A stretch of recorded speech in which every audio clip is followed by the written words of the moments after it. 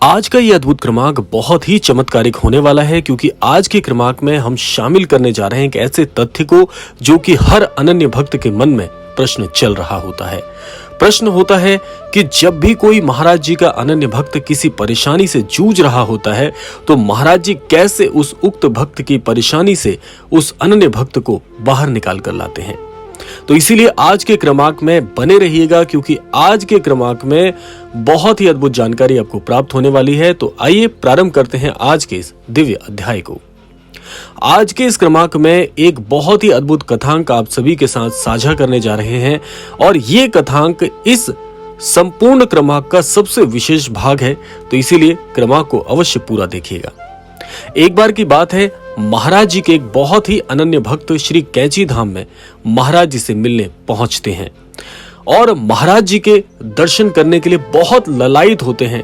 जैसे कि आप सभी जानते हैं कि कैंची धाम में तो भक्तों का तांता लगा रहता है, तो इसीलिए जैसे ही वो अनन्य भक्त कैंची धाम पहुंचते हैं तो वहां की भीड़ को देखकर बहुत व्याकुल हो उठते हैं। जैसे कि वो महाराज जी के सर्वप्रथम दर्शन करना चाहते थे, ऐसी मन में इच्छा लेकर कैंची धाम पहुंचते हैं। धीरे धीरे करके भीड़ छटने लगती है और महाराज जी एकाएक बोल उठते हैं कि तुम यहां आकर मेरे पास बैठो, क्योंकि भीड़ इतनी थी कि वहां से उन अनन्य भक्त को ये लग रहा था कि कैसे कैसे करके महाराज जी के दर्शन हो जाएं, महाराज जी तक अपनी बात पहुंचा दूं।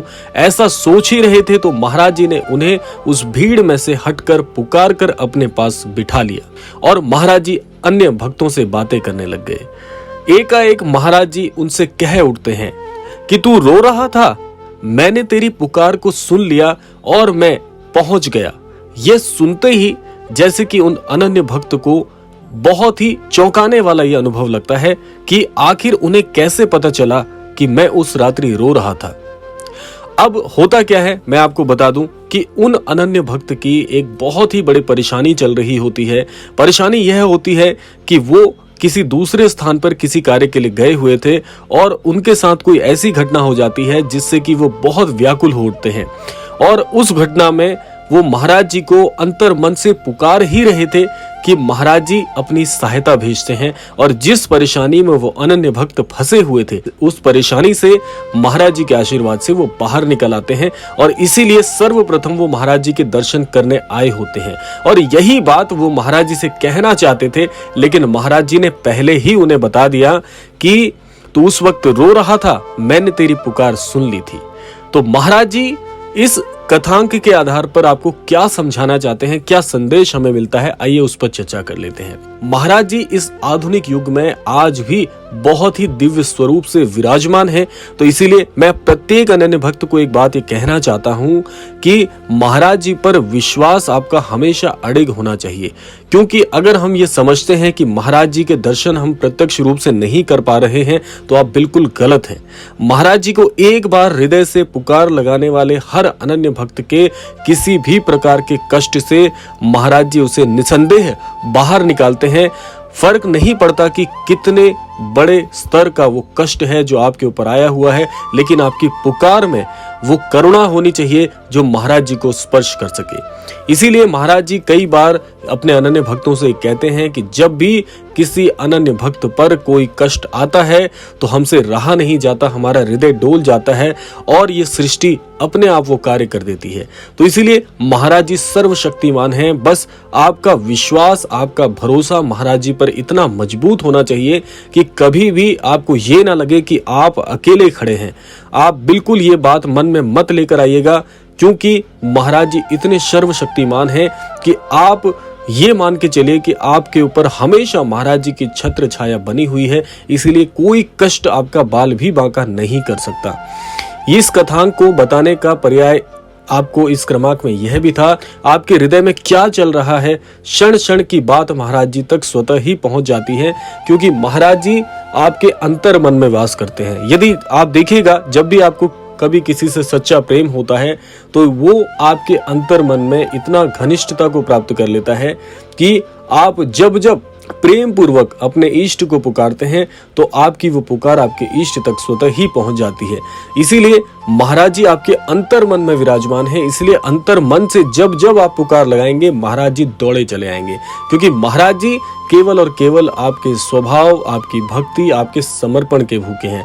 और महाराज जी इतने सरल हृदय वाले हैं कि एक बार यदि कोई भी भक्त अपने हृदय से महाराज जी को पुकार लगाता है तो महाराज जी अवश्य सुनते हैं।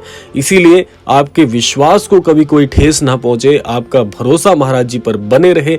इसीलिए प्रत्येक क्रमांक में मैं आपको यही कहता हूं कि अपनी प्रार्थनाओं में इतनी शक्ति लेकर आइए, अपनी प्रार्थनाओं में आप शब्दों का उच्चारण इतने विश्वास से करें कि महाराज जी के हृदय को हर एक वाक्य, हर एक शब्द आपकी वाणी का स्पर्श करे।